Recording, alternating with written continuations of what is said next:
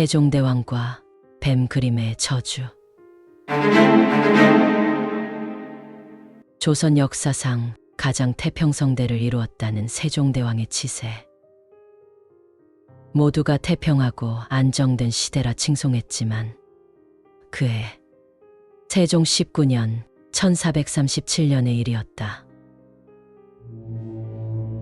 왕궁의 깊은 그림자 속에는 인간의 이성으로는 도저히 설명할 수 없는 기괴하고 음습한 저주가 숨어 있었다.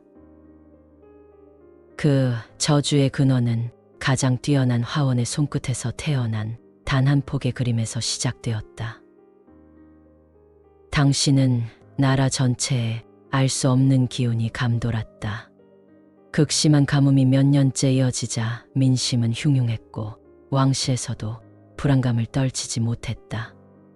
사시사철 물이 마르지 않던 경복궁의 연못조차 바닥을 드러냈으며 실록은 이 시기 궁궐의 우물물이 갑자기 괴이하게 마르고 연못의 색이 시커멓게 변하는 흉조가 이어졌다고 기록했다. 왕실이 하늘의 기운을 거스리고 있어! 백성들 사이에서는 불길한 속삭임이 퍼져나갔다. 세종은 하늘의 노여움을 달래고 나라를 평온하게 할 방도를 찾았다. 그러던 중 당대 최고의 기운을 담아 그림을 그린다는 화원 한 명을 궁으로 불러들였다. 그의 이름은 기말. 그의 붓은 단순한 채색 도구가 아니라 사물의 영혼을 불어넣는 마법의 지팡이와 같다는 소문이 돌았다. 세종은 기말에게 신비한 영험함이 깃든 상서로운 짐승, 뱀을 그려달라고 명했다. 뱀은 예로부터 지혜와 생명을 상징함과 동시에 한 번 노하면 천지를 뒤엎는 재앙의 상징이기도 했다. 기말은 자신의 목숨을 걸고 이 어려운 임무를 받아들였다.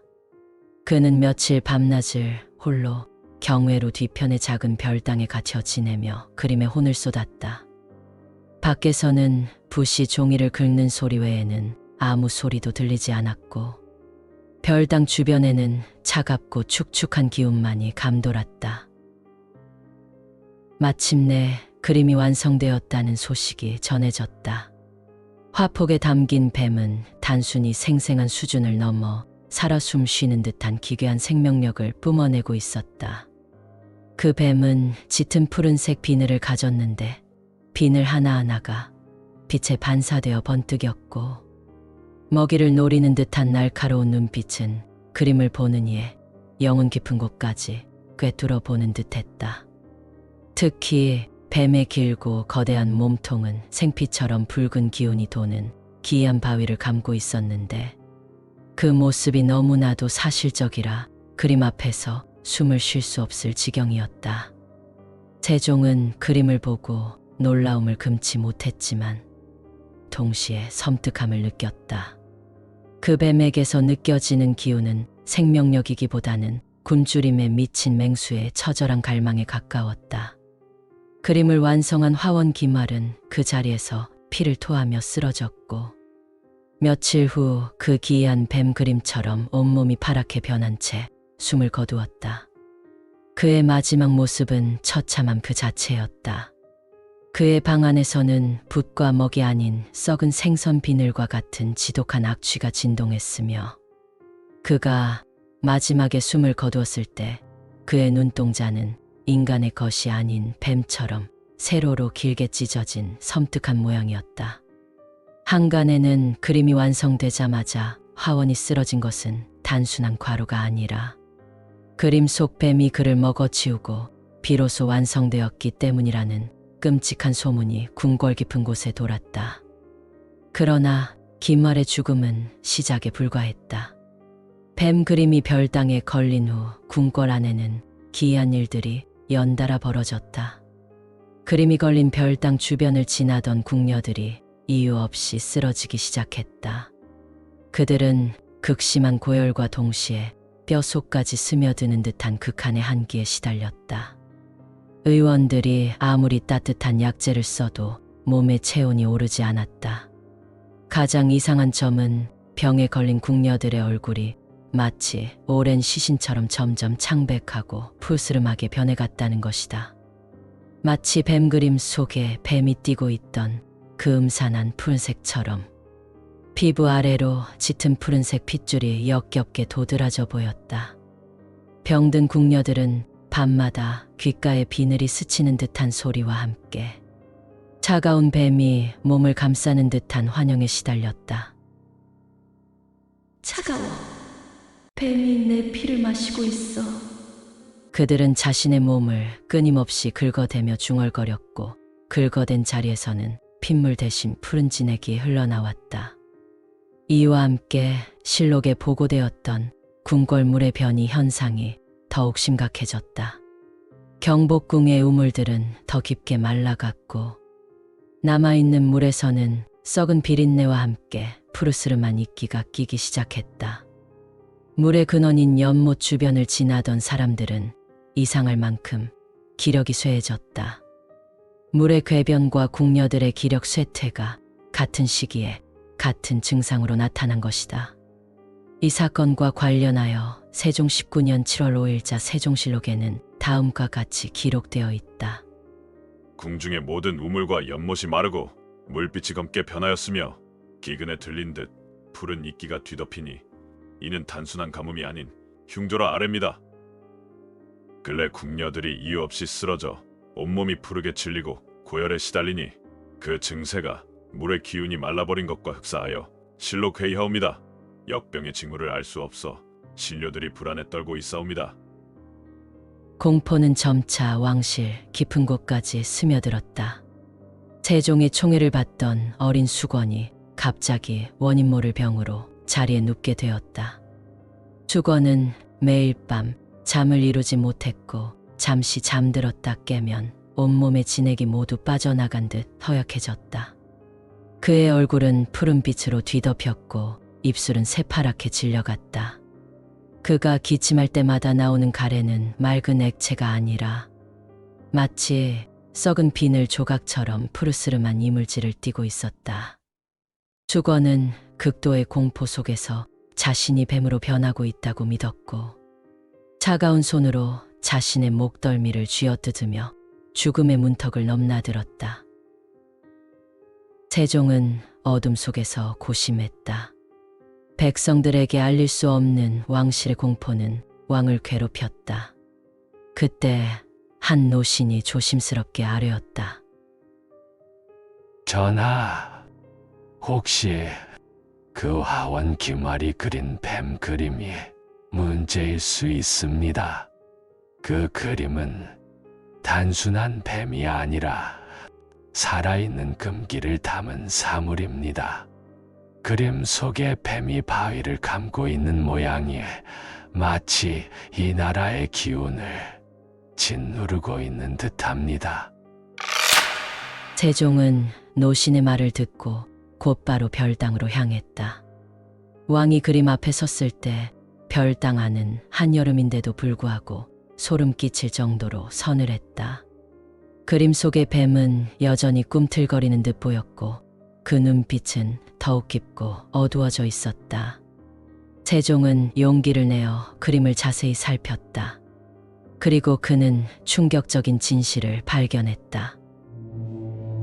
뱀의 몸통이 감고 있던 생피처럼 붉던 바위 주변에 미세한 변화가 생긴 것이다.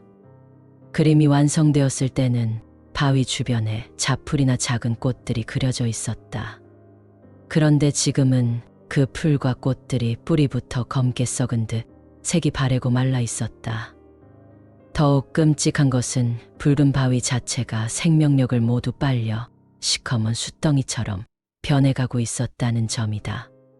뱀 그림이 현실의 생명력을 빨아들이고 있다는 끔찍한 증거였다. 뱀이 그림 속의 생명을 모두 빨아들이자 이제는 그림 밖의 생명력을 탐하기 시작한 것이다. 이것이 바로 뱀 그림의 역류였다. 궁궐의 우물과 연못에 물이 말랐던 이유는 이 뱀 그림이 물의 기운을 비롯한 모든 생명의 근원을 그림 속으로 빨아들였기 때문이었다. 그림이 현실로 흘러나와 생명력을 앗아가는 저주. 병에 걸려 쓰러진 궁녀들과 생기를 잃은 수건은 모두 그 그림에 희생된 자들이었다. 세종은 분노와 공포 속에서 화살을 가져오게 했다. 왕이 직접 그 끔찍한 그림을 활로 쏘아 파괴하려 했으나 문득 노신의 말이 떠올랐다. 만약 뱀이 그림 속에서 힘을 얻어 현실로 뛰쳐나오려 한다면 그것은 천하를 뒤흔드는 재앙이 될 것입니다. 세종은 그림을 파괴하는 것이 아니라 그 저주를 봉인해야 한다는 것을 깨달았다. 그는 조정에 뛰어난 역술가와 도사들을 모두 불러 모았다. 그들은 그림을 봉인할 방법을 논의했고 결국 뱀의 기운을 잠재우는 또 다른 금기로 대적해야 한다는 결론을 내렸다. 그들은 그림의 푸른 뱀과 상극이 되는 붉은 기운을 가진 신성한 재료를 찾아 나섰다. 붉은 칠을 한 특수한 나무판 위에 맹렬하게 타오르는 불꽃의 형태를 상징하는 강력한 부적을 그린 후 별당의 사방에 그 부적을 걸었다. 그리고 가장 중요한 것은 그림 속 뱀의 기운을 영원히 잠재울 수 있도록 가장 깊은 어둠과 가장 차가운 물이 있는 곳에 그림을 봉인하는 것이었다. 그림은 두꺼운 칠겹의 천으로 봉해져 아무도 볼 수 없게 되었고 왕궁에서 물이 가장 괴이하게 변했던 우물 근처 지하 창고에 있는 오래된 우물 속에 넣어졌다.